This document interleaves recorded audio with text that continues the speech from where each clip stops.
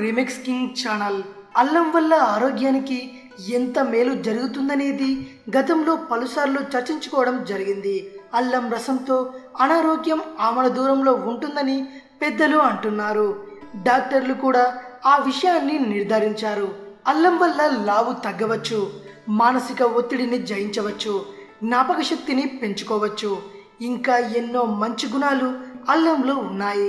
అందుకే అల్లాన్ని ఔషధం అని అంటారు. అల్లం ఔషధమే కానీ అల్లం పొట్టు మాత్రం ఔషధం కాదు, విషం అంటున్నారు నిపుణులు. అల్లం పొట్టులో విష పదార్థాలు ఉన్నట్టుగా వెల్లడైంది. అల్లం అనేది భూమిలో పెరుగుతుంది. దుంప జాతికి చెందిన ప్రతిదాని పొట్టు కూడా మంచిది కాదని నిపుణులు చెబుతున్నారు. ముఖ్యంగా అల్లం పొట్టు ఆరోగ్యానికి హానికరమని, అందులో ఉండే ఒక పదార్థం విషంలా పనిచేస్తుందని అంటున్నారు. అందుకే అల్లం ఉపయోగించేవారు తప్పకుండా పొట్టును తీసి ఉపయోగించాల్సిందిగా సూచిస్తున్నారు. అల్లం పొట్టును కొందరు ఛాయ్లోకి వాడుతుంటారు. అది ఎంత మాత్రం మంచిది కాదని ఎక్కువ మొత్తంలో అల్లంను ఉపయోగించేవారు పొట్టుతోనే వాడుతుంటారు. అంటే హోటల్స్ వంటి వాటిల్లో అల్లం పొట్టు తీయకుండానే వాడుతారు. ఈ పద్ధతి మంచిది కాదని పరిశోధనల్లో తేలింది. ఇది విషయం.